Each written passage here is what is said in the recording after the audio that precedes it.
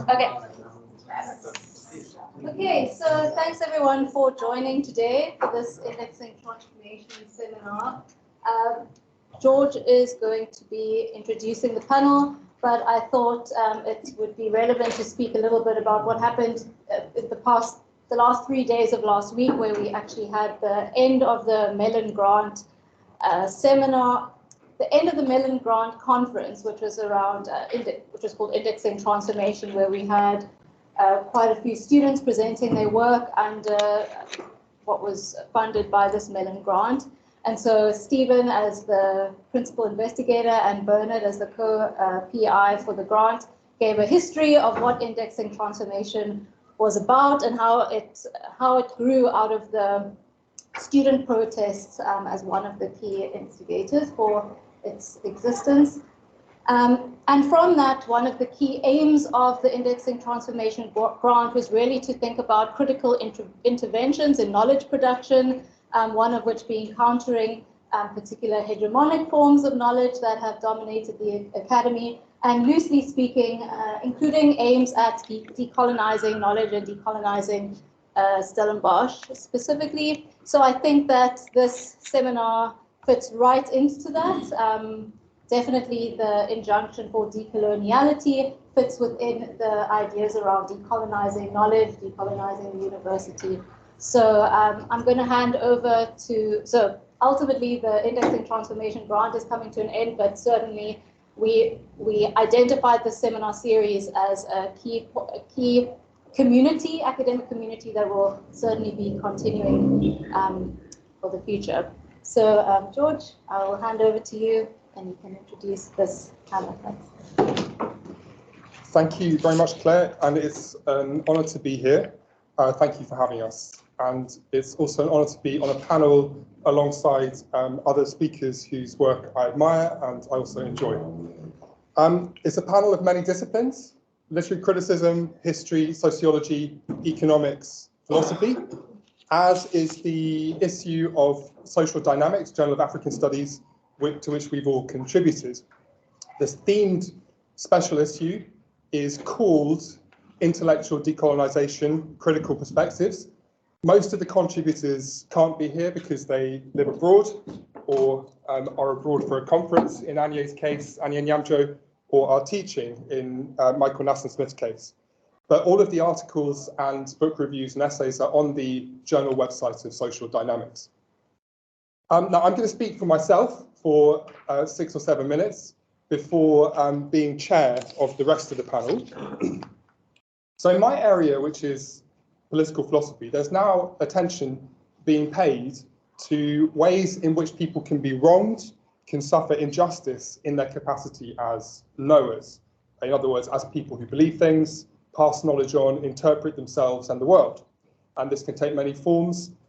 For example, that of discursive production in the arts, education, the media, being organised such that groups of people repeatedly find themselves without the conceptual or narrative resources to make full sense even of their own experiences, or at least convey them to important role players in society.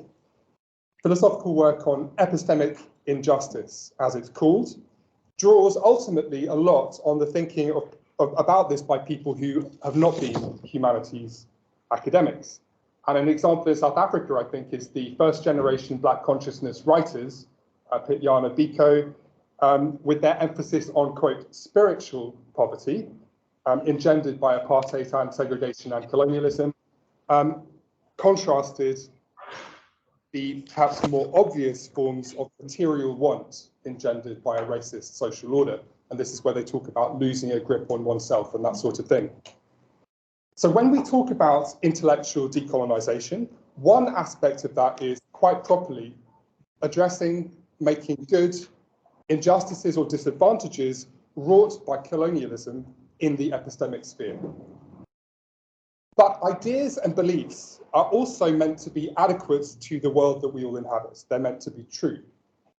And writing off automatically without even testing them, as colonialism encouraged in various ways, beliefs or ideas which tended to be associated with or more prevalent among a particular identity group is not a reliable method for getting at the truth. So another aspect of intellectual decolonisation has to be undoing the falsifying, distortive effects of power and bias on theory construction in academic work and on general assumptions in society. And Kwasi Wiredu, a Ghanaian philosopher who died last year, his programme of, quote, conceptual decolonisation, though I think it has application well beyond conceptual work, takes that point on board. In Wiredu's writing, intellectual decolonisation is an intellectual audit of all theories whose development was significantly influenced by linguistic, religious, or political impositions of colonialism, where, for example, pre-colonial notions have been supplanted. You put both theories or both ideas on the table for Wiredu and assess them, as he puts it, on independent grounds, and choose the one which, as far as we can tell so far, is most adequate to reality. But alongside Wiredu's approach to intellectual decolonisation, the BC approach, and plenty of others, there are different approaches whose core theses are incompatible with, for example, Wiredu's, such as the decoloniality. So with intellectual decolonisation, it's not just are you for it or against it. If you're for it, you must be for some version of it or another, and consequently against some version of it or another. You can't be for all versions of it because they contradict each other. So decolonisation or decoloniality is our title today. It's not because I think any of us wants to quibble about a word. It's rather to indicate that there's a choice to be made here. If intellectual decolonisation, then do we adopt Kwasi Wiredu's approach, or do we adopt the Decoloniality School approach, or some third or fourth option?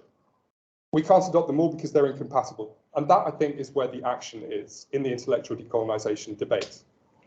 So sticking for a moment with the Decoloniality School, because this is so influential in some South African universities,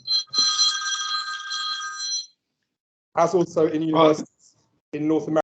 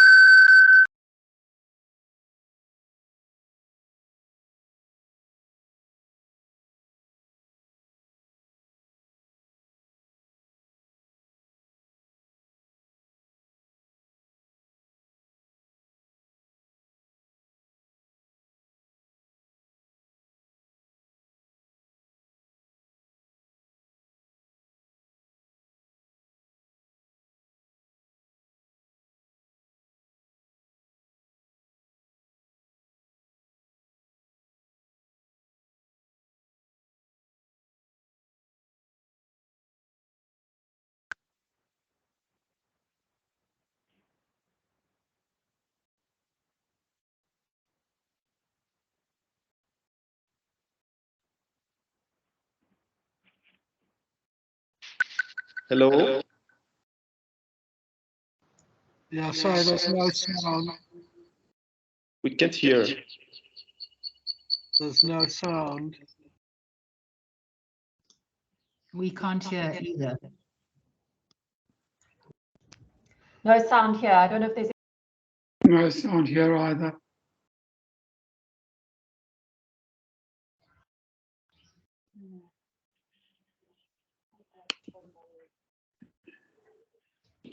All knowledge is true, though in parenthesis. It then relativizes truth not to epistemic systems, but to geographical identity groups. It talks about Western epistemologies, Andean time, Spanish time, African modes of knowing, always knowledges with flags attached. And this is the very disturbing underbelly of the Decoloniality School, which is often imposed top-down in South African universities because its theory of everything looks like a one-stop shop to university managers who are looking for a curriculum change vision or a research vision. Decoloniality theory is an ethno-relativism, and I say that advisedly because Mignolo and Quijano are quite comfortable saying that it is ethnies to which knowledge systems are relativized. Now, in Sabelo Ndlovu-Gatsheni's work, the Zimbabwean historian, there's a particular irony in this. He is a historian, and in his history of 20th century Zimbabwean politics, he laments ZANU-PF's reduction of political debate to a polarization of the nation into patriots and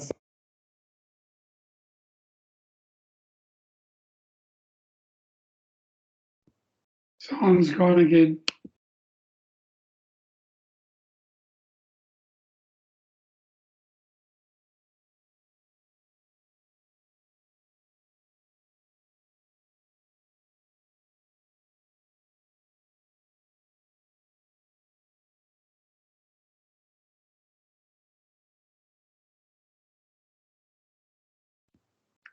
No sound.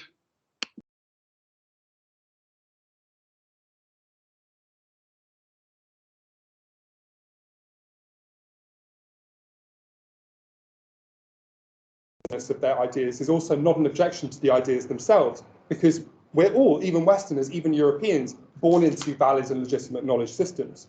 What is the problem, according to Mignolo, according to Ndlovu-Gatsheni, and their adherents, is when people from African countries, or people from the Andes, or people from Asia, espouse these, quote, Western ideas. With this kind of identity policing in the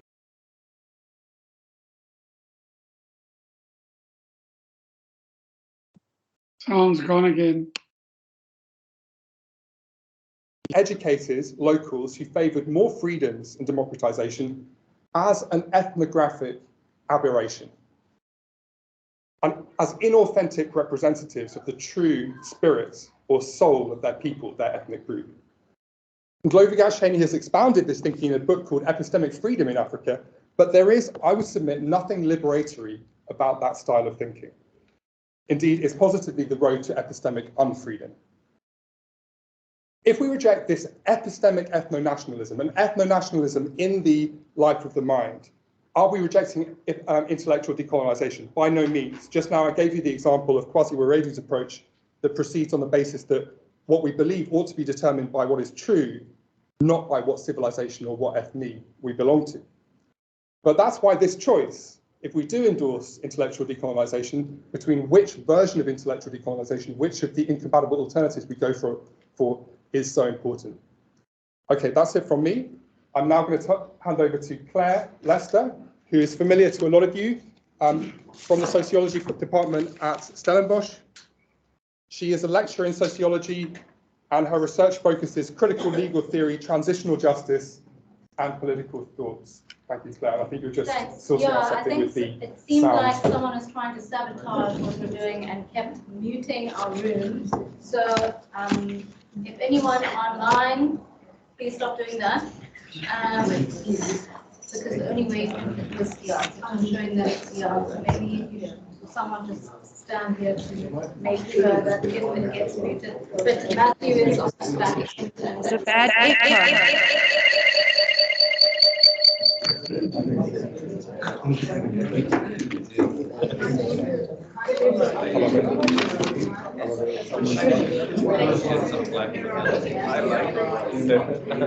Okay, we're going to keep going.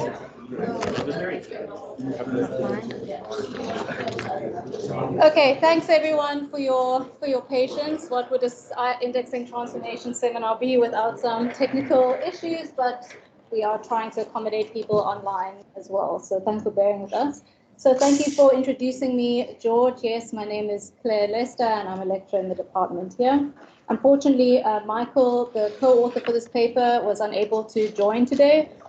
So I'm presenting on the both of us, the title of our paper being From Dependency to Decoloniality, the Enduring Relevance of Materialist Political Economy and the Problems of a Decolonial Alternative. So in a nutshell, the paper is a critique of decolonial theory that was powered by placing the former into critical dialogue with another tradition in radical political economic thought, namely dependency theory or the dependency tradition. At a basic level, we thought both dependency and decoloniality really have decolonization as their central objectives. At a very high level of generality, both insist that certain power dynamics in the world system deliberately constrain prospects for social emancipation. But they disagree quite fundamentally on a number of salient points, including how these constraints are to be understood and what social emancipation or decolonization, in fact, actually involves. Dependency theory confronted its central problem to be underdevelopment. Underdevelopment as a consequence of neocolonialism and imperialism that reproduced core periphery dynamics, with the developed core nations engaging in relations of extraction and exploitation of the periphery states, buttressed by unequal division of labor in the world economy. For dependency theorists, to escape underdevelopment is not, as some might argue, including decolonial theorists, just a matter of economics or economic development, narrowly defined, but a broader project of social development and self-determination. Because decolonial theorists tend to come from Latin America, and because the starting point of both traditions appear quite similar, it's common to maintain that decolonial theory is, in a sense, an outgrowth of the dependency tradition. One of our goals of the paper is to complicate this idea. And we suggest instead that these two traditions stem from quite disparate intellectual traditions, whereas the dependency tradition can be seen as a variant, even if radical variant, of classical and Marxist political economy and Enlightenment thought broadly defined, we trace the decolonial tradition's intellectual genealogy to anti-modernist, counter-Enlightenment and culturalist thought, which also is a strong representation in the European tradition. So in the paper, we argue that it's useful to situate decolonial theory within the cultural turn in social theory that took place in the 1970s, which interestingly grew out of Marxist historiography to bring culture back in and add texture to understandings of class formation and political action. However, soon, when fused with aspects of post-colonial theory, social theorists began to argue within this cultural turn that economic structure was itself a product of culture. Here, the focal point of analysis in radical social theory shifts from the study of underdevelopment and a materialist analysis of global capitalism to an analysis of frames of meaning, discourses, cultural imperialism, and epistemic structures of domination. We define decolonial theory in the paper as a research program, and reading its key theorists such as Mignolo, Grosfoglio, and Ndlovu-Gatsheni, we outline what we see as a core set of hypotheses of the decolonial research program. These are A, that the fundamental constraints to development are rooted in knowledge and culture, and B, that colonial relations of power persist due to the domination and penetration of Eurocentric forms of knowledge and culture. Decoloniality, as argued by Grosfoglio, involves the subordination of all social relations and social action to the domain of knowledge and culture, and the rejection of allegedly Eurocentric forms of knowledge that are responsible for the phenomena of neocolonialism, imperialism, and development. A quote that captures this by Ndlovu-Gatsheni is the following, quote, "The modern world system is an epistemic creation, and its shifting global orders are epistemic creations. By that same logic, what exists as economy, society, and politics are all epistemic creations. What is termed development is also an epistemic creation." That's from his book, Decolonization, Development, and Knowledge in Africa. So what do we find problematic about this? One of the goals of the paper, as I said, was to place decoloniality and dependency theory in conversation with one another. And we do this by placing two African exponents of each tradition in conversation.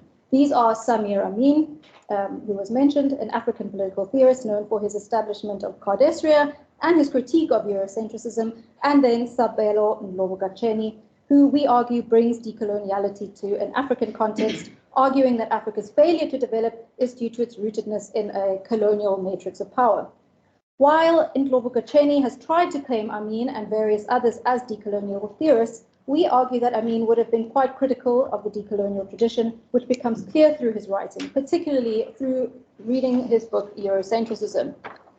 Amin wrote this book to contest Edward Said's argument in Orientalism and more generally post-colonial thought at the time, which had become increasingly popular. That argument was that imperialism and colonialism were rooted in a cultural bias in Western culture writ large. Amin criticized culturalism, stating that it commits to dubious essentialism, associating distinct cultures with enduring characteristics that predispose certain cultures to certain kinds of actions, like colonialism.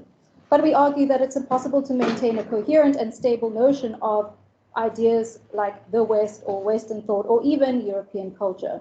This essentialism generates analytic and political disabilities. Analytically, we really can't make reference to such an ill-defined concept like Western knowledge to understand the drivers of past and present forms of imperialism or underdevelopment, or that challenging Eurocentric epistemic bias should be at the foreground of resistance to coloniality. Politically, if we accept that all action is determined by culture or a particular episteme or way of being, then the fact of global cultural epistemic variance undermines the claim that there is such thing as a universal basis for social action. As many other articles in the special issue discuss, this can also serve as a justification to support nationalist, chauvinist, and far-right political movements in the global south. This is particularly the case if we continue to associate the West with modernity, cosmopolitanism, and universalism. Samir Amin set out to challenge an attack on the Enlightenment and modernity, a process which he saw as universal and not in any way monopolized by Europe or the West. We think that his effort was a success. We also find that practical, concrete proposals for African decolonization to be wanting within decoloniality theory. A key concept invoked is that of delinking, but while Amin spoke of the global south economically delinking from the global north within the dependency tradition, Mignolo argues for epistemic delinking from imperial and colonial mindsets of coloniality. One ought to delink from ideas related to modernity, including the Enlightenment, due to their connection to European and colonial epistemologies. We find a contradictory injunction for decolonial thinking, which is to engage pluriversality as a universal project, which is from Mignolo. Pluriversality meaning moving away from hierarchies of knowledge to, quote, a world where many worlds live unhierarchized. That's from Gatsheni. However, we find some contradictions, as in another instance, there is clear emphasis on the centering of knowledges of, quote, Black and Indigenous peoples to lead decolonial scholarship, which then suggests some kind of hierarchy of knowledge. And of course, the task of epistemic delinking is made far more complicated when one considers that the ideas of, quote, Black and Indigenous peoples are not only diverse, but sometimes involve embracing universality and modernity, as Samir Amin shows us. So to conclude, I think we should stress once more that the article is supportive of the aim to decolonize. We also agree that epistemic injustice is real and has real and debilitating effects in various areas of social and intellectual life, but simply disagree with the culturalist framing of the issue by prominent decolonial theorists. We agree with Amin that culturalism can serve to lubricate rather a politics of conservative and romantic nostalgia. Finally, we do not simply think that a return to the dependency tradition is what we need, and instead a lot of the articles about revealing some of the weaknesses in prominent strands of dependency theory as well.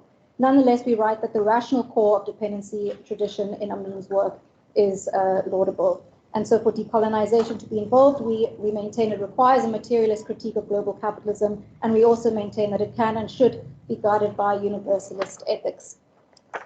Thank you.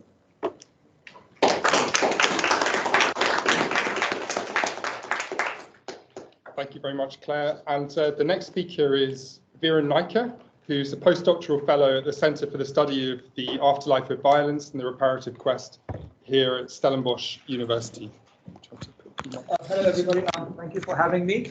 So my paper was the problem of epistemological critique in decolonial theory, and I looked at three specific areas in my paper. The one that decolonial theory's idea of indigenous or subaltern epistemology, in fact, is reducible to what post-colonial theorists of colonial discourse used to call the stereotype.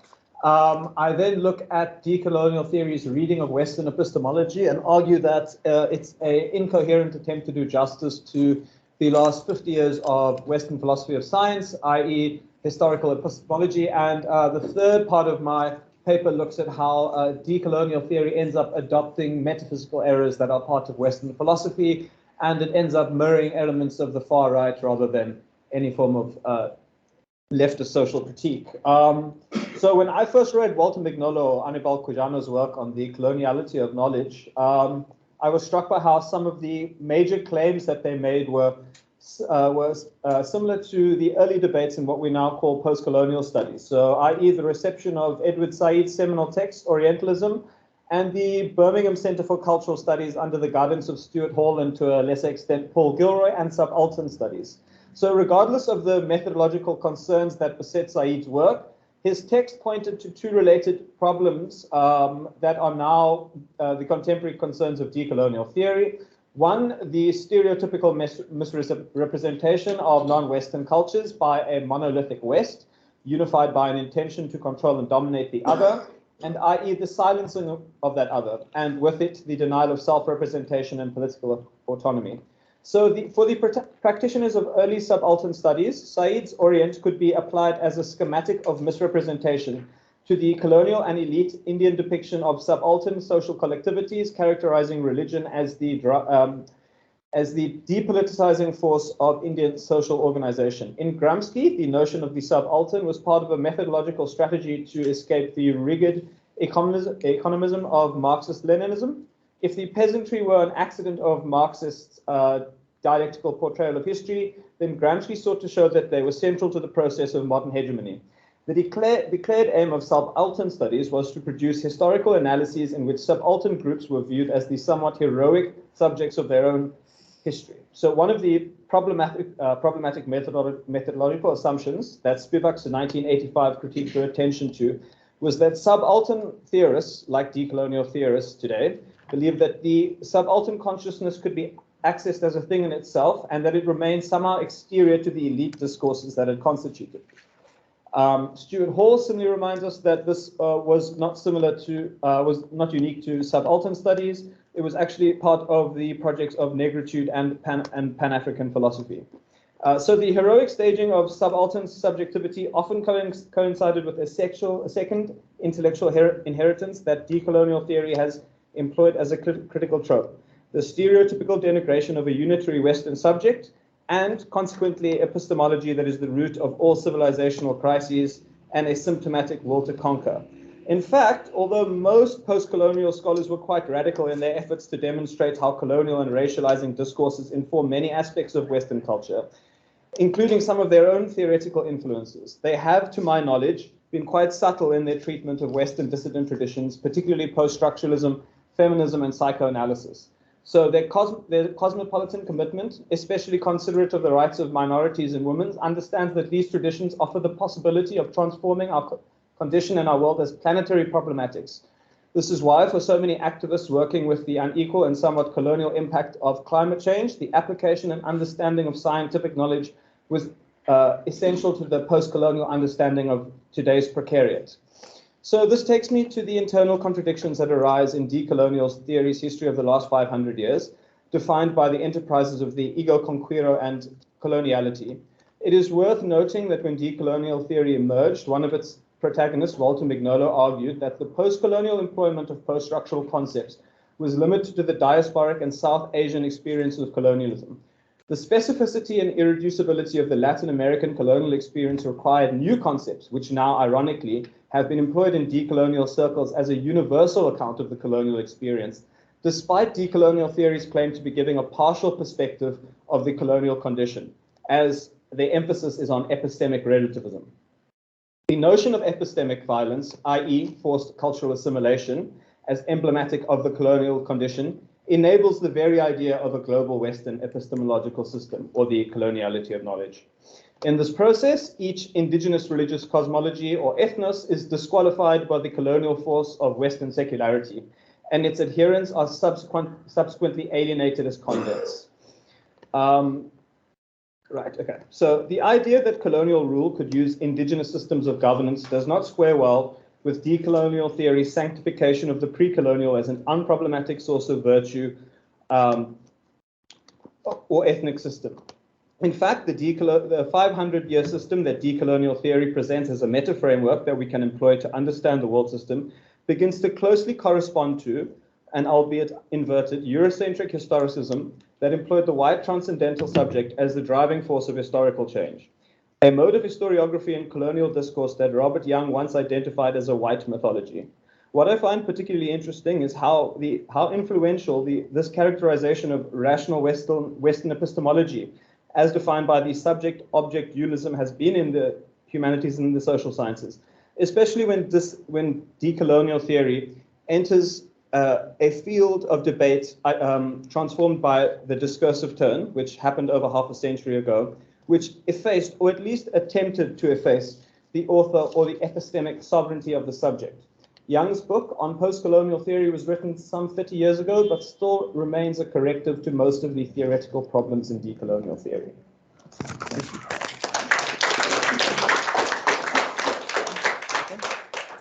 And our next speaker will be Professor Arina Filatova, an emeritus professor at UKZN, honorary professor at UCT.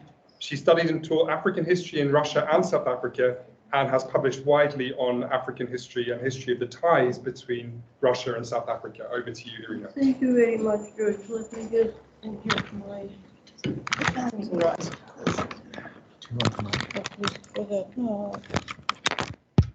Here in front of me. Right. Sorry, no, you have to use the mic because. Oh, okay. Right. First of all, I apologize for being late. Circumstances and time were against me, and traffic too, but here I am. The second thing to apologize for is the fact that I'm actually not a philosopher at all. I'm alien in this company, and I'm grateful to George for inviting it to me, because it's an honor and a great interest for me to be in such a distinguished philosophical company. I'm a historian, purebred, traditional, and all that. So how did we get into getting me into that is writing about the decolonial theory in connection with history. So how do they relate to one another? That is one topic of my contribution to this special issue. And the second one is decoloniality in Russia, because it is a very fashionable topic there now. The first topic is the history and decoloniality theory. They do not sit together very well at all. I would say that they are mutually destructive, these two things, because first, one of the proclaimed goals of decoloniality theory is the destruction of history, because it resulted in the bad modernity. And so in order to correct the modernity, we have to reject history, to start it from scratch completely. That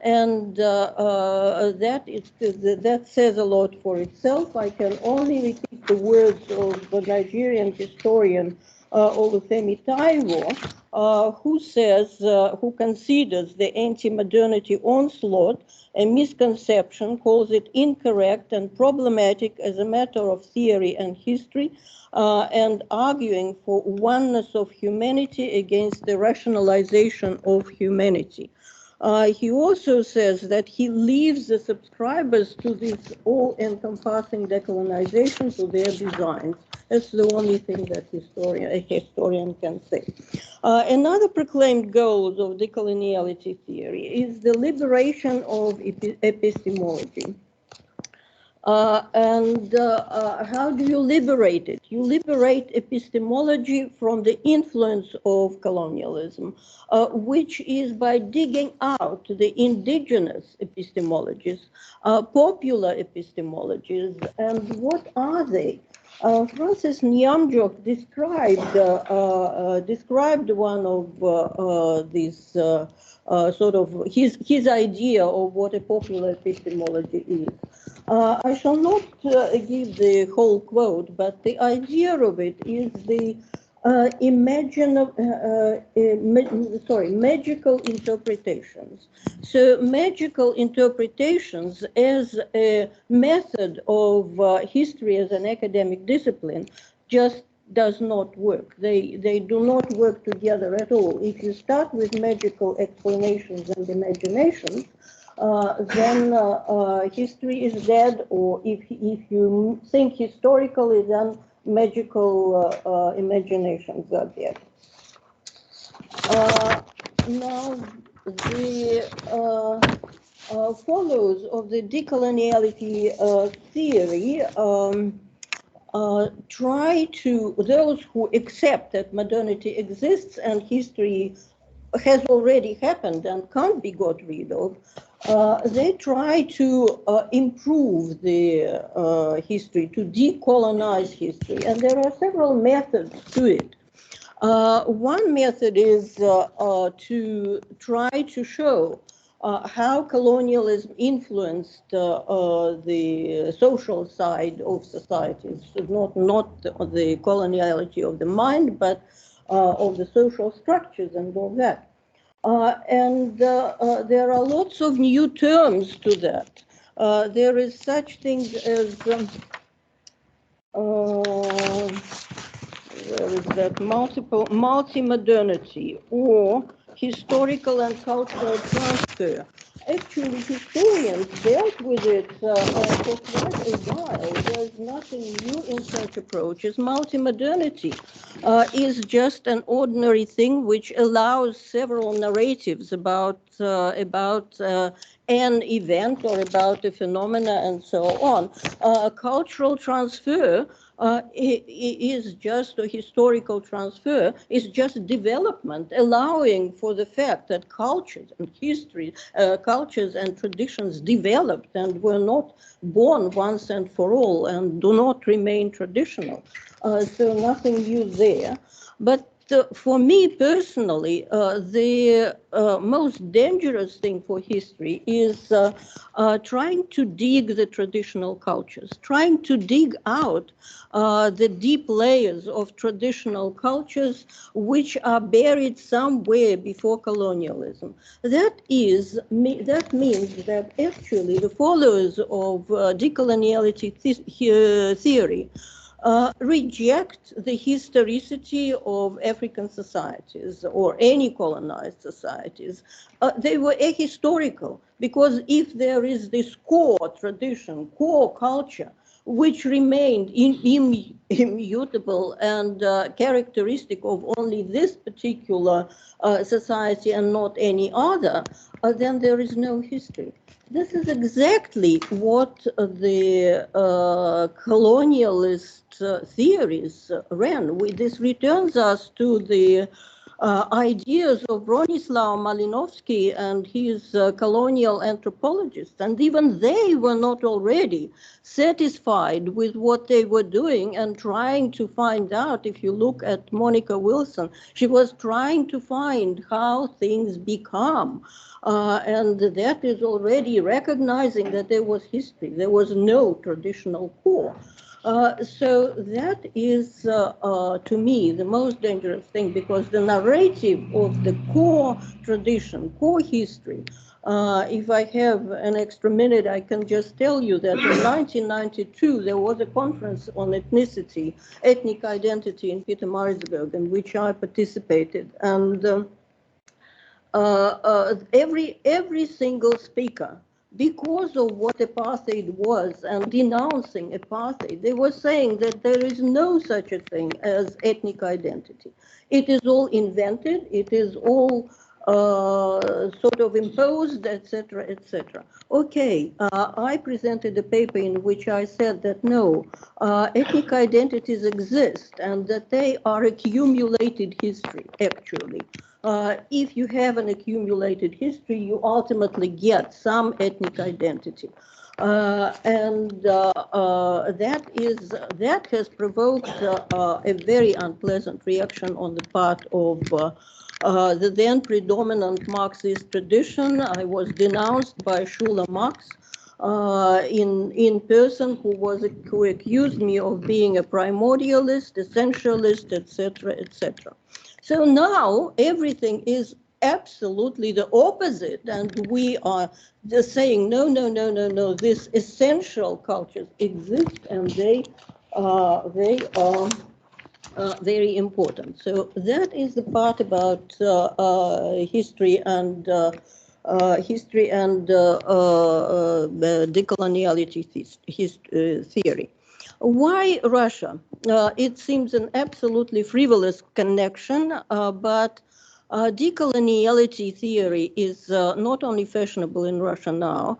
The denunciations of colonialism of the mind in Russia started as early as 18th century. I will not go into it, but the resurgence of this anti-colonial thought, and this is important, resurgence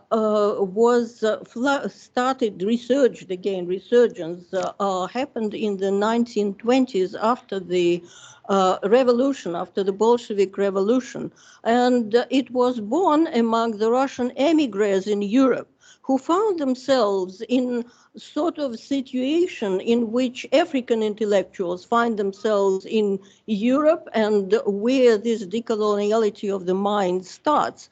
So the Russian intellectuals thought that Russia was under the onslaught of Westernism, because, of course, Bolsheviks were Westerners. So they saw their task in preserving their culture, preserving traditionality for the future, when there would be no Bolsheviks and no revolutions and no nothing. So it was basically a very conservative movement, not as it is thought today as a revolutionary movement. It was a right-wing, essentialist, etc.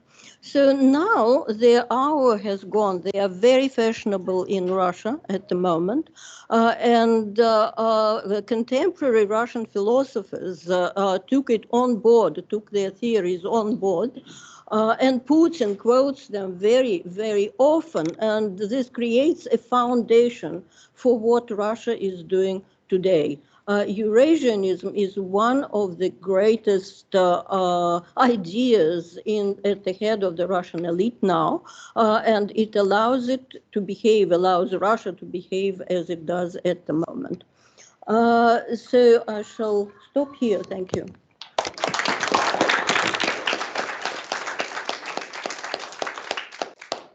Thank you very much. And Irina's paper in the special issue is one of the most fascinating, because the Eurasianist theory going back to the 1920s, it's a very pure test case for the idea of intellectual colonization, since Russia, of course, was never politically colonized by the West. I can explain, if there are questions, I can explain why the Russians think that they are intellectually colonized, which is not an easy question. And next speaker is another historian, Anandroop Sen from the University of Cape Town, who's done a lot of work on empire, especially the British Empire in India, and also on the African continent.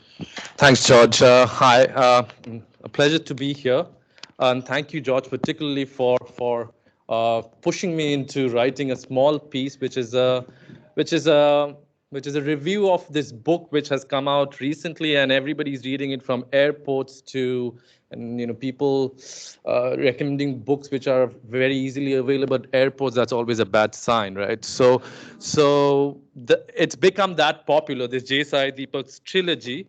It's primarily an attack on Indian Constitution, which was the founding document of the Indian nation state in 1947-48. Took 2-3 years under the leadership of a constituent assembly. So it's an attack, primarily an attack on that. I am a historian of the British Empire. I'm interested in histories of law and political economy. But this is a side project. I'm quite interested in tracing right-wing histories. So when George asked me to write a small piece, a review piece on JSI Deepak's book, the first of the trilogy, I thought this would be an interesting way for for me to open up the conversation for myself and trace perhaps at some point a longer history of the right, and not just dismiss it offhand, but to take it seriously in terms of the larger conceptual structures that it inhabits and practices. Because, you know, we have to admit the right has been very successful. So in the recent, 10, 20 years of the last 20 years, in India, in Brazil, in America, in Israel, the rise of the right was something which caught me quite. I mean, I was quite surprised by it. And let me just begin then with a sense of experience, and use experience not in the way that often certain forms of this decoloniality uses it as a measure of opacity, where you can only participate if I allow you to.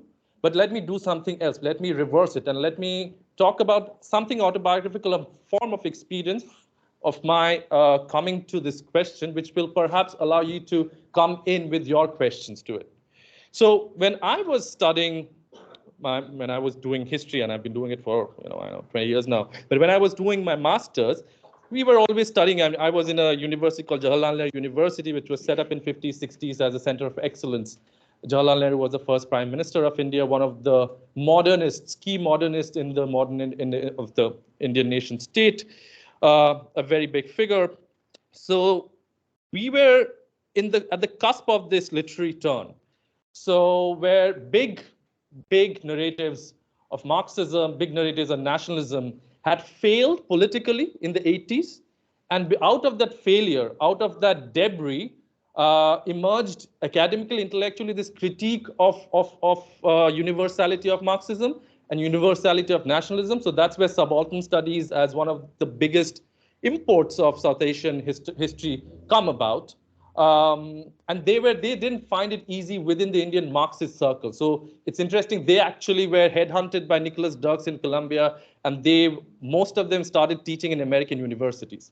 It speaks to the interesting circulation of ideas, not just at the level of content, but at the level of the political economy of knowledge, which is deeply missing in this version of decoloniality that we have been experiencing. So 80s was a moment of surprise. So we were all interested in the fragment, right? So big conversations on Marxism, nationalism, out of the debris and disappointment of the third world failure, had created this moment where Anne-Laura Stoller was writing writing against the grain. The bottom line of that big moment was that there was a big criticism of nationalist historiography and Marxist historiography, particularly in South Asia. Now, as we were growing up, this was happening intellectually within the history circles, and I'm also a historian, sorry. So I'll confine my conversation to this. But politically in India, something very interesting was happening. So I don't know if you know, so from 1949, out of the Constituent Assembly debates, there was affirmative action principles which were encoded in the Constitution. So they were to address historical marginality in terms of caste and tribal identity. So the two big groups, scheduled castes and scheduled tribes, were given quotas in jobs and educational institutions. So this began from 1950s. Now, in the 1980s, early 1990s, out of the success of the global green revolution funded partly by Rockefeller, so there was a class, peasant class in India, middle caste and middle class peasants, who became very voluble in Indian politics. There was a prime minister who came out of that politics. And in the early 90s, there was a big push from the uncharitable political commentators would describe this class as a kulak peasantry, but it was more complex than that. But be that as it may, not going into the details of it, by 90s, India went into this coalition politics. So the big, grand, old party of Indian politics like ANC, Indian National Congress, collapsed. And at the same time, you had the signing of GATT, and you had this fragmentation of political parties and political structures within India. So you have the fragmentation within the intellectual community arising out of the debris of a certain kind of disappointment of the third world history. And you have this political, interesting, fascinating churn in Indian politics, which was around coalition politics. So when I was growing up in 90s, I could never see BJP, which is the right-wing government now who has been in power for the last 9 years, who targets Indian Muslims and any form of dissent and is very structurally and in terms of practice similar to states like Turkey than 1950s India. We couldn't see that. As students, as intellectuals, I wasn't a part of the intellectual community, but the intellectuals, as students, as politicians, we were very involved in the criticism of the big Marxist projects and trying to figure out different levels of left positions within that. But in the next 20 years, this is what caught us by surprise. You have now 2015, this holographic image, literally, not figuratively, because they were bankrolled by these two big, big two industrialists, Ambani. So one of the practices that the right started using was they had Narendra Modi's holographic image in all the rural sectors of India as a part of their campaign program. So you have this emergence or the resurgence of this one majoritarian politics and one big party. So this is a surprise which we couldn't. We were critiquing the larger problems of modernity within modernity, but not realizing the fragmentation, which was very much a part of a process which in 20 years would give us something very terrifyingly different. And that's where we stand. And that's where my interest in this problem or writing this JSI Deepak's book has come from. And JSI Deepak is a lawyer who is quite an accomplished and interesting lawyer who argues for there was one big case called Sabrimala Temple case, which didn't allow the Supreme Court and the Kerala government came together and they wanted women to come in. There was an older traditional ban on women entering the temple. So JSI Deepak was employed by the temple authorities to argue for the continued ban. That's his position. And then he garners attention in the national media through his success in that media. And then he starts writing something, this trilogy. And this trilogy is something very interesting to what he does. He goes to these decolonial scholars like Mignolo, where the essential strategy is that, look, we are the indigene of South Asia. And coloniality has been the way that the Marxists, the post-colonialists, the subalterns have thought about politics, have written about politics. Now is the time to recognize the true indigene, and we need to be recognized through this politics of decoloniality. It's an interesting because in North America, the big funding for this BJP government comes from the Patels, the NRIs, a big section of the non-resident Indians who has been funding the Indian right through the 90s. It's interesting, there are these small now, Rajiv Malhotra, this guy who runs this foundation, where they're trying to enlist people enlist Fano for these kind of right-wing movements. So, and JSI Deepak's work speaks to that moment. So very quickly, if I have questions, I just wanted to kind of give you the sense of undulation, the sense of movement from 80s to 2000, which has led to this moment for critique of Enlightenment histories have been, part and parcel since 80s of any serious academic conversation. This is nothing new. As all of my colleagues have pointed out, this is nothing new. But what is interesting is the force of this, the circulation of this. I'll give you a reason. Walter Mignolo wrote a small blurb for this book, praising this book to its hilt. But then South Asian scholars came back to him and said, look, this is a right-wing person. Are you sure you want to do this? And then he retracted.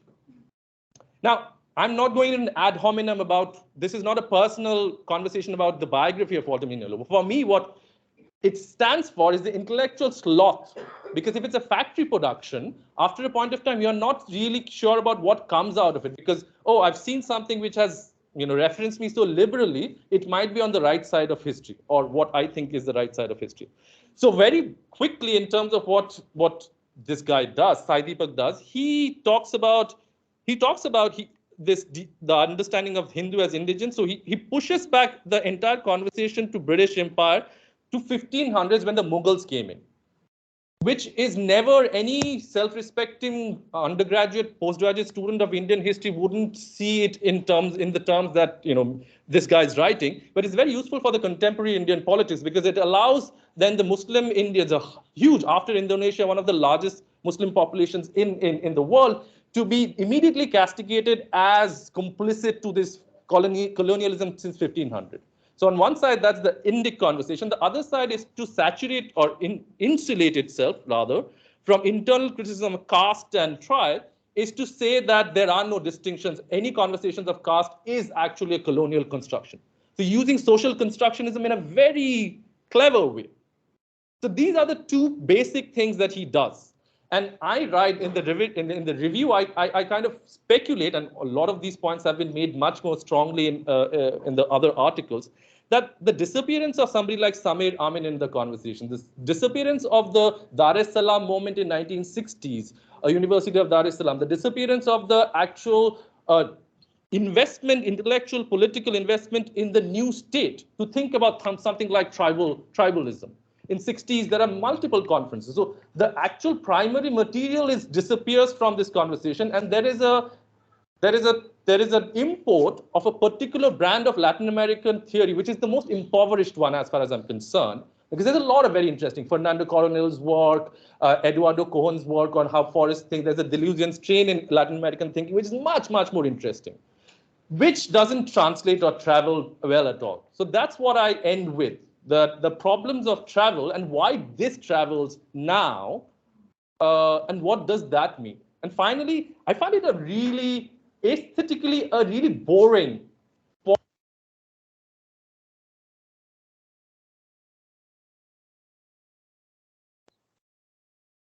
Sound's gone.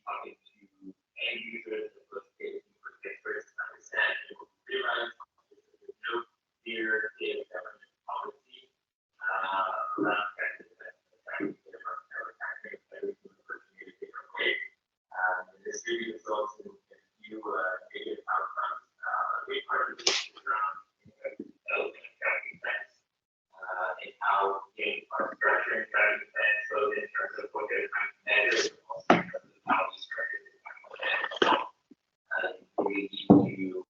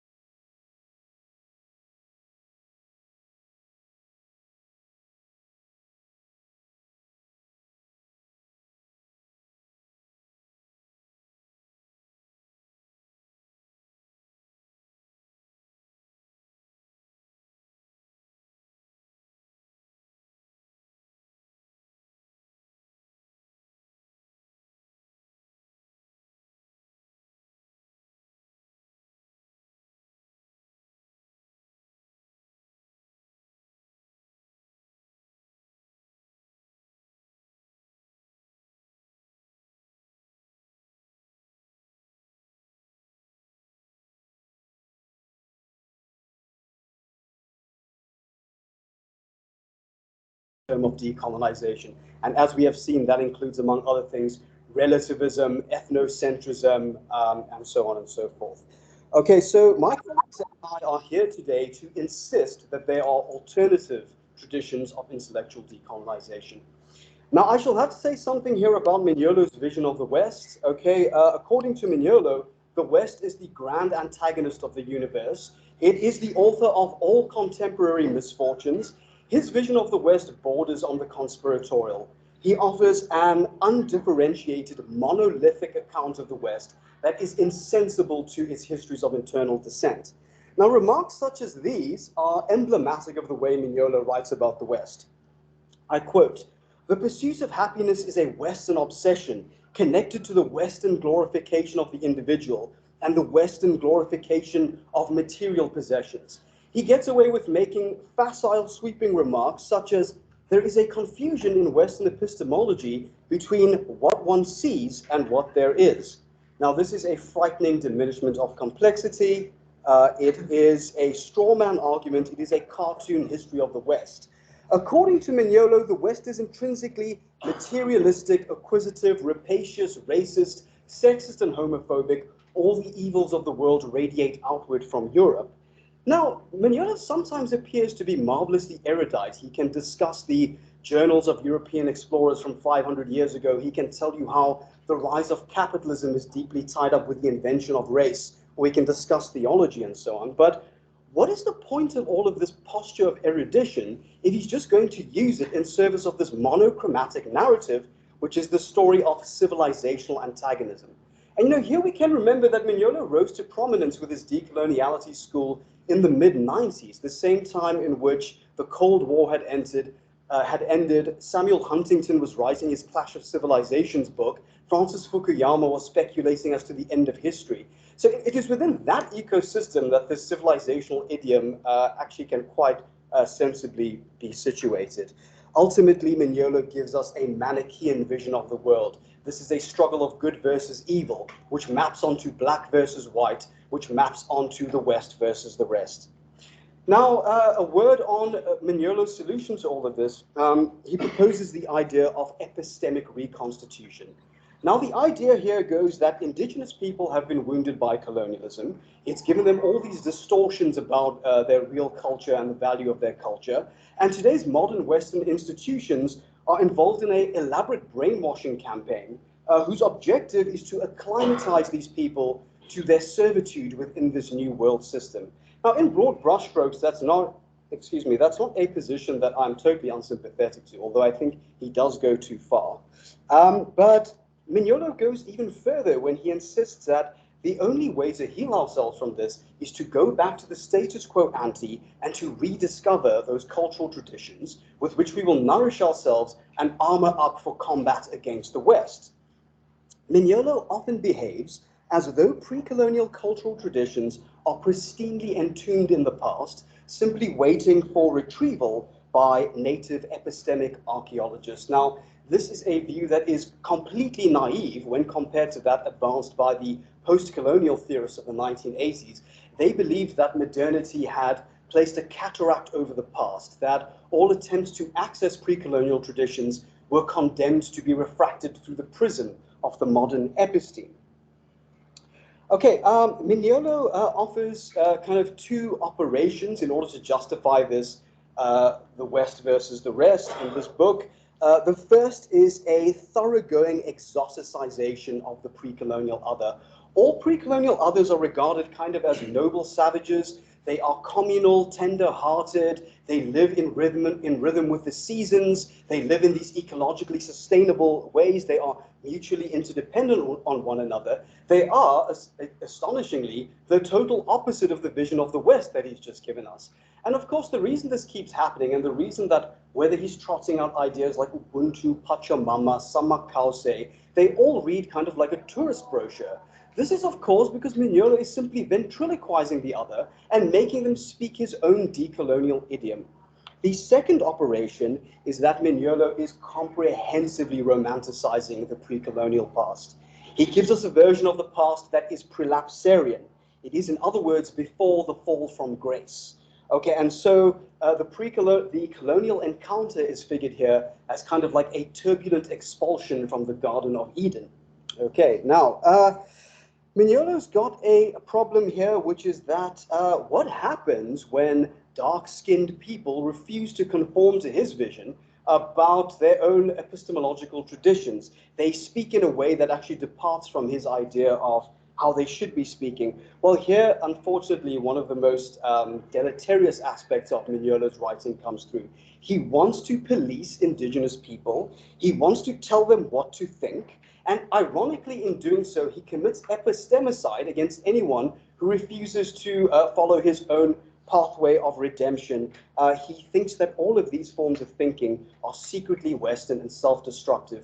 We have been helplessly ensnared by the colonial matrix of power. Now, I'm going to cut it short there by just making some concluding remarks. One of my favorite literary critics, the Nigerian Marxist critic Jayifo, over 20 years ago cautioned us that unless we were scrupulously vigilant about the appearance of these essentialist and ethnocentric discourses in our academic and cultural life, we would see, in his words, the resurgence of more primordial bases of allegiance and community. Of course, this would manifest in the form of ethno-nationalism, xenophobia, increasing suspicion of one another.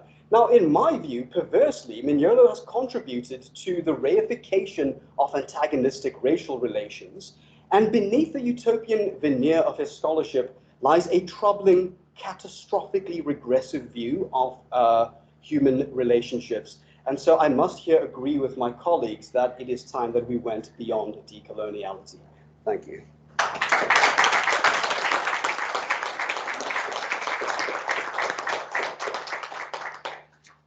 Thank you very much, Kavish. And now we'd like to open up to Q&A, and we'll try and get through as much as we can. And if your question is directed at a specific, or comment is directed at a specific panelist, please let us know. Yes. Yes, sir. I'm a retired professor of sociology in this department, for those who don't know me. And I mean, the first thing I'd like to say is that I've read almost all of the papers in the special issue of Social Dynamics. And it certainly is worth reading, particularly because the editor finishes off by saying that the purpose of this particular issue is to develop,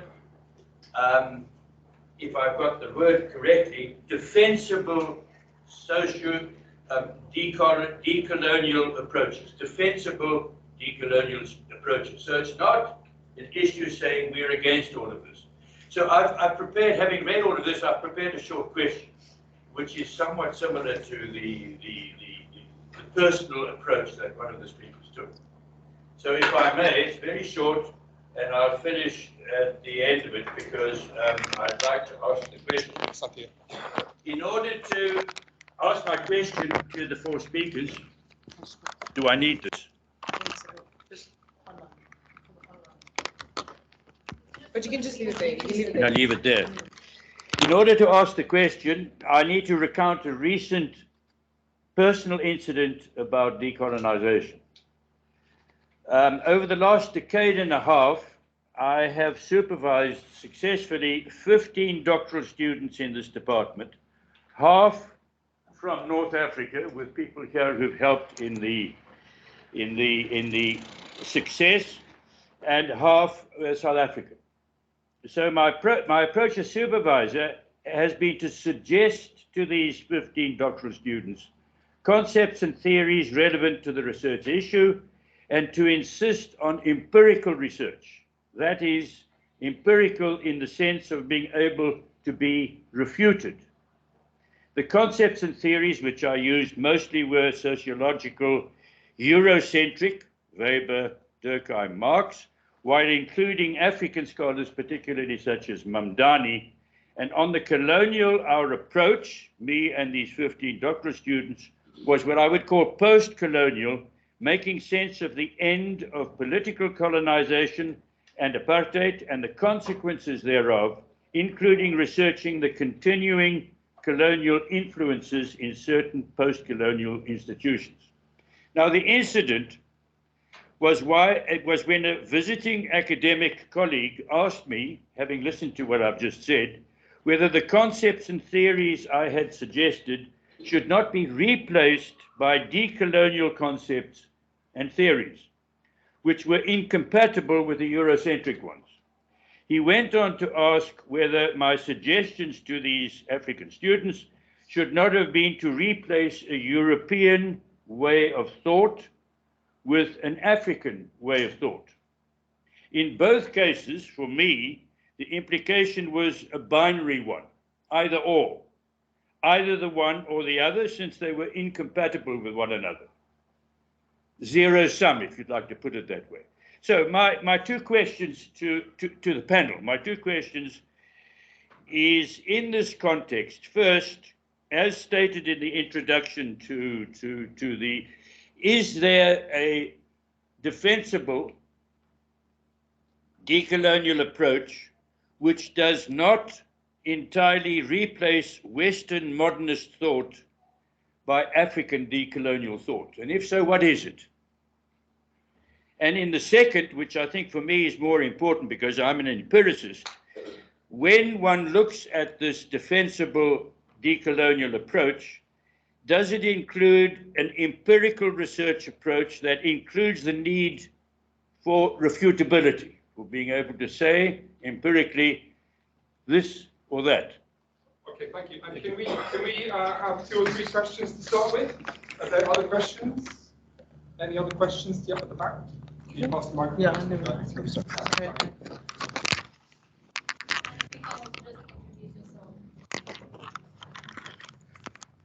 Good afternoon. My name is Daniel. I am also from UCT.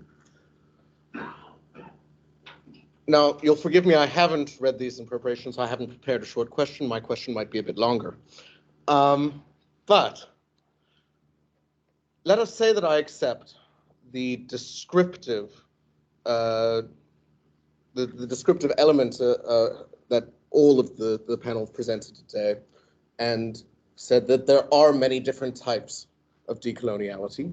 Let us say I even accept Mr. Chetty's descriptive account that Mr. Mignolo has made a lot of money out of the books that he has written. Let us say that I accept the normative elements of the discussions that criticize Mr. Mignolo. My question has to do with whether or not we are treating this decolonial matter, these decolonial approaches, as just suddenly existing out of nowhere.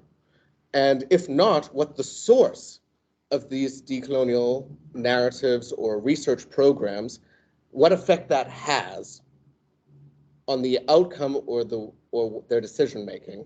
So why do I ask that? I ask that because a very good point has been made that it is, for example, increasingly a call for decoloniality is increasingly a part of Russian political thought.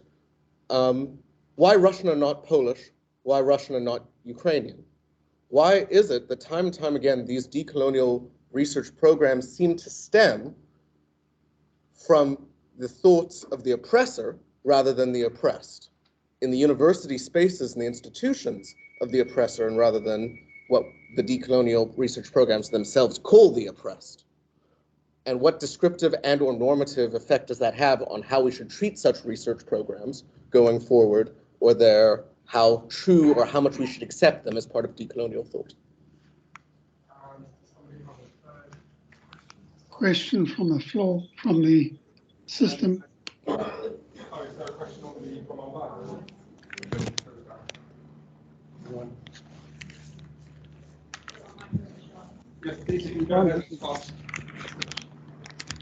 Please, can the online person go ahead and ask their question? John Higgins has his hand up. Oh. Yeah, go for Mandisa and then John.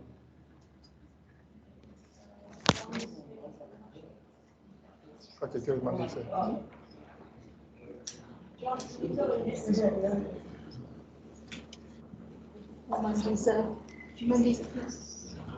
Yeah, hi. Hi, Mandisa, Bali Historical Studies. So I'm a historian of medicine. I'm very interested in global health politics and science and the politics of science. Science as a project is fundamentally based around the idea of knowledge that is universal. And it seems to me what you're saying about decolonial thinking is that it emphasizes the need to focus on the particular and the indigenous. So what are some of the implications of this decolonial thinking for, the legitimacy of and the persuasiveness of science, in particular in relation to humanity-wide challenges like global health emergencies, as we saw with COVID, or the climate crisis? Great, thank you very much. Now I'm going to ask Arina, if you would, to answer first, since there was a specific question about why this kind of thinking arose in Russia, which I think you can probably say something on.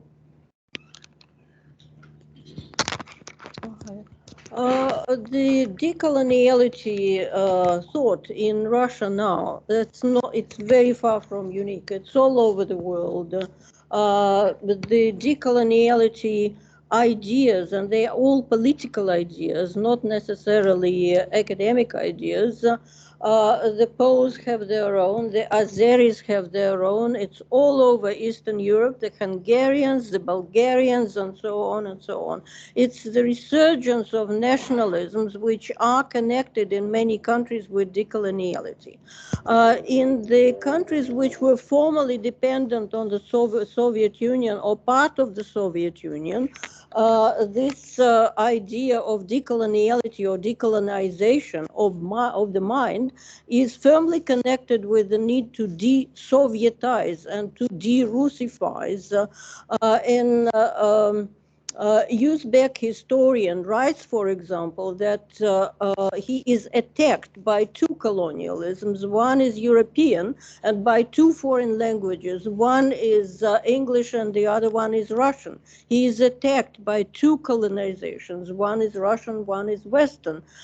So for him, he being a historian, he understands that the fight for decolonization is basically lost. He is not going to win it. But that is the perception. Decolonization ideas are not unique to Russia. What is unique to Russia is the approach, or the aggressive approach to decolonization.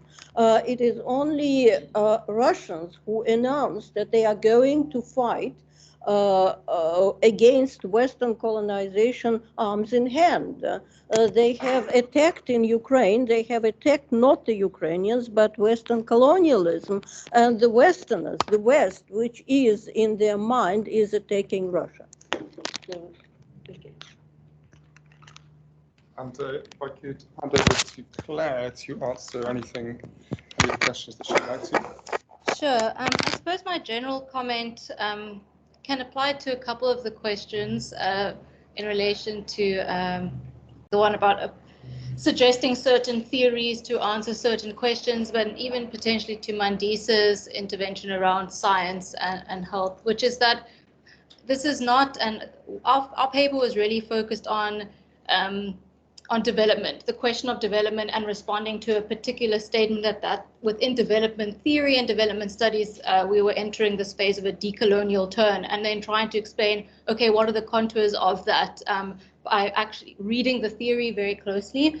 And so my basic response will be, it really depends on the question and thinking about what is the most appropriate theoretical approach to take, whether that's approaching a medical problem, and of course that's notwithstanding the reality that there has been a epistemicide, to use the term, and disregarding forms of indigenous knowledge and kind of modes of healing and things. Of course, that has happened and continues to happen. But I think that we also, and what the paper is trying to say, that when approaching a particular question of development in, say, South Africa, in a particular community in South Africa versus in a province in China, these questions are going to be different. And you need to look at the very particular set of social relations, economic relations, and look at our arsenal of conceptual categories to try and make sense of anything, and not to also just say a kind of with a knee-jerk reaction, oh, we must just decolonize, without thinking, well, what does that mean? What is the content of, oh, let's bring in decoloniality theory, which I fear has been happening in a few spaces, even around questions of transformation of the university, and of course the particular struggles that Stellenbosch has with regards to transformation and decolonizing, intellectual decolonization of the institution. So even that, I fear that if we just say, oh, we need to, if we cite Mignolo, which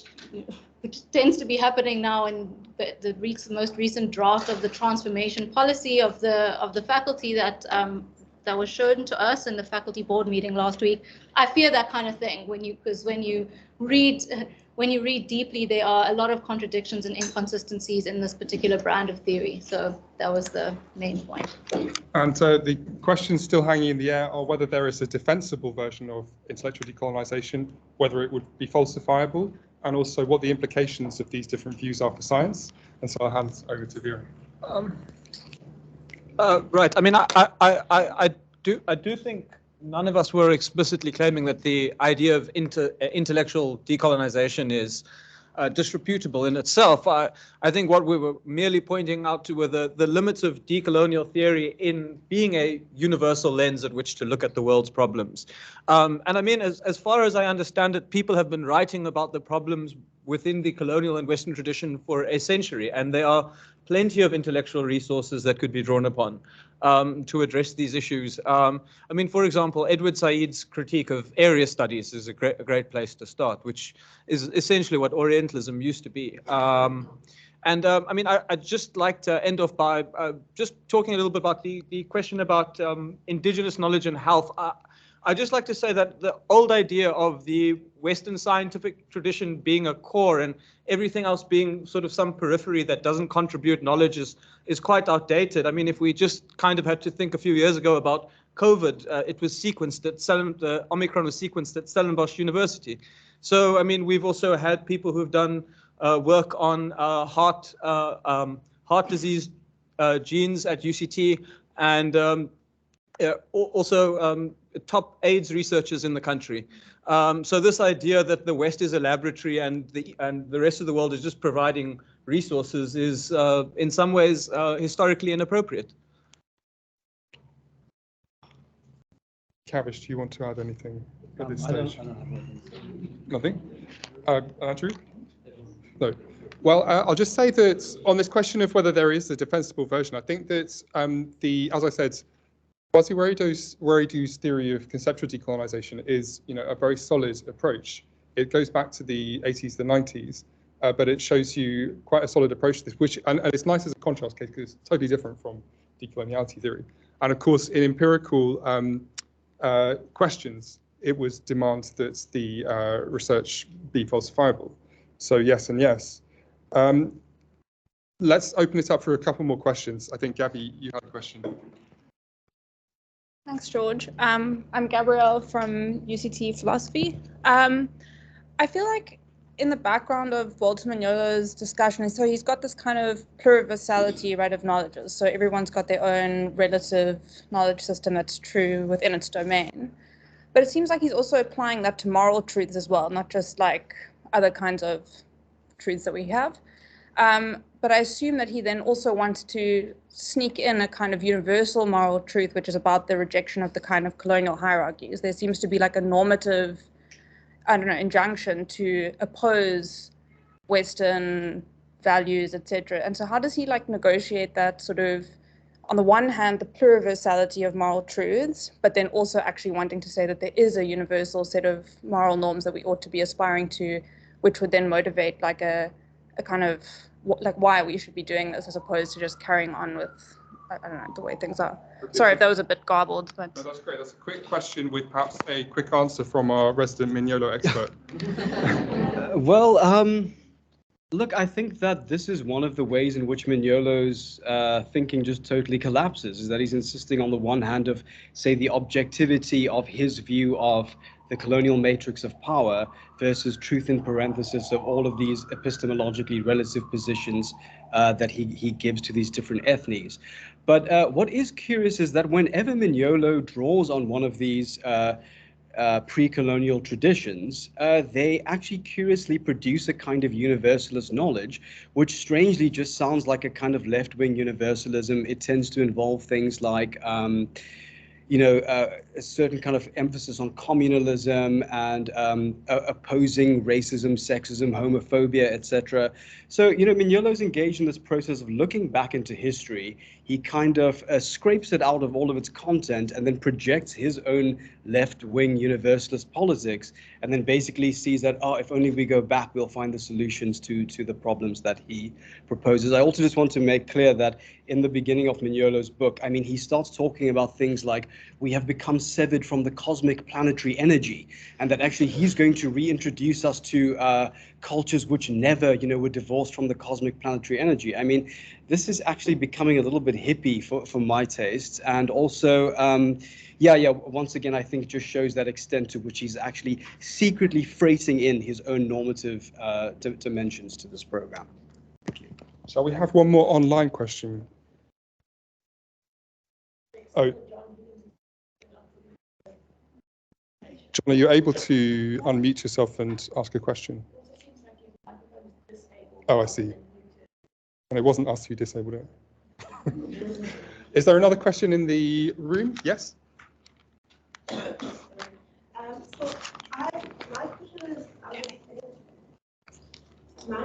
the people that are being, the men that are being cited, as you guys are discussing colonization, I'm wondering if there's room to talk about gender in the decoloniality debate, and what happens if there's kind of like a male stream of thinkers when we are discussing, and if we're going to now start thinking or having to have a feminist decoloniality kind of theory, because once again, women thinkers are being either left out of the debate or are not being considered equally in the conversation.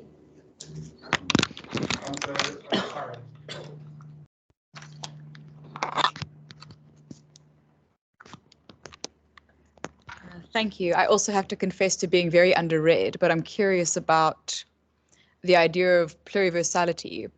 And I'm wondering if part of that thesis is this idea that people who occupy these different universes, is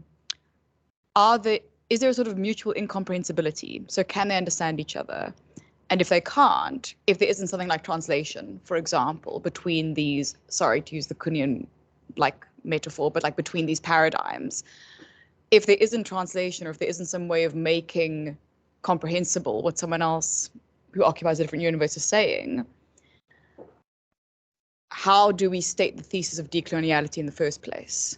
And is that one of the ways that perhaps the way that it's framed might be self-undermining? Thank you very much. So a couple of closing remarks. So just for myself, the couple of frustrating things in reading, especially Walter Mignolo, is first of all, yes, he does veer towards saying that these are mutually incomprehensible visions of the world, but of course he's able to understand them very well. And secondly, in answer to another question, that there's this, from the point of view of which knowledge is this narrative of what's supposed to have happened over 500 years. That's another frustrating thing. Now, maybe I should hand over. Claire, do you have something to say about either the gendered element of decoloniality theory or this issue about mutual incomprehensibility or anything which has come up?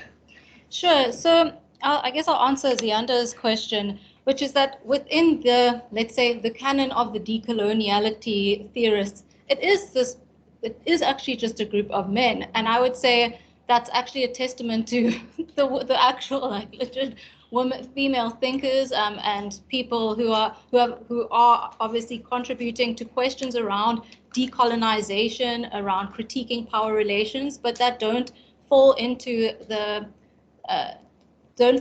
traps that I suppose we critique in our paper. There are excellent, dare I say, Marxist Black feminist scholars who, when teaching or reading in questions of development, feminist development theory, I think they're really leading the way in questions around social reproduction, even critiquing Marxism from within to say that there are all these blind spots. So these are people who, I just think that they don't fit within the same bracket as this particular brand of decoloniality theorists who happen to be a handful of particular men. And Andrew, you have a... So just to add to that, I think it's quite symptomatic because Gloria Anzaldua's work on borderland, that's something he draws on, at least in his the Renaissance book, The Darker Side of Renaissance, but that has disappeared. That borderland thinking which he claims from Anzaldua's work in the early 90s, 95, that's no longer a part of that this conversation. That's one. Another thing is, I think from the second wave feminism, there was a deep critique of experience which emerges from certain forms of feminism, which I think sits very uncomfortably with a certain form of this kind of decoloniality. One reason why I think my hunch is it travels very swiftly and easily, relatively easily, because it can graft onto a certain reification of experience. And especially in histories in brutal histories, in places where people have suffered brutal histories, these are very delicate places to be, which can be a part of certain very powerful conversations on either side. But I think precisely because through feminism, and this is speculative, that I'm thinking of Joan Scott's work, for instance. I'm thinking of the critique of second wave feminism from different people from India, Asia, from Africa, where there is a critique that's taking experience seriously, but also critiquing it and not taking it as something which translates easily across marginalized population. That doesn't sit very well with, I feel, with the certain privileging of an easily translatable or traveling experience reification.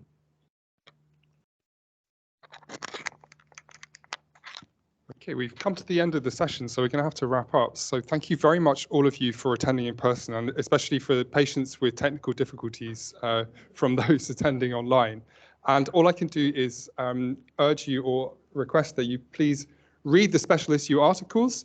If you can, there's supposed to be free access to them, by the way, no paywall at the moment.